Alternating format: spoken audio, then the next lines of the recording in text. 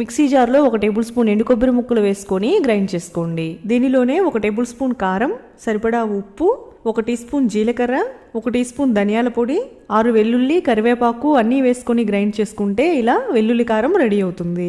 తర్వాత స్టవ్ మీద ప్యాన్ పెట్టుకుని నూనె వేసుకుని వేడైన తర్వాత 1 టీ స్పూన్ తాలింపు గింజలు వేసుకొని వేయించుకోండి. అలాగే సన్నగా కట్ చేసుకున్న 1 పెద్ద ఉల్లిపాయ, 1 పచ్చిమిర్చి, కరివేపాకు అన్నీ వేసుకుని ఈ ఉల్లిపాయలని గోల్డెన్ కలర్లోకి వచ్చేంత వరకు వేయించుకోవాలి. 1/2 కేజీ వంకాయలను కడిగి కట్ చేసుకుని ముక్కలను ఉప్పు నీటిలో వేసుకోండి. సరిపడా ఉప్పు, 1/2 టీ స్పూన్ పసుపు వేసుకుని ఇవన్నీ కలిసేలాగా కలుపుకోండి. మూత పెట్టి మీడియం ఫ్లేమ్లో ఈ ముక్కలన్నింటినీ మగ్గనివ్వాలి. అడుగంటకుండా మధ్య మధ్యలో కలుపుకుంటూ మగ్గించుకోవాలి.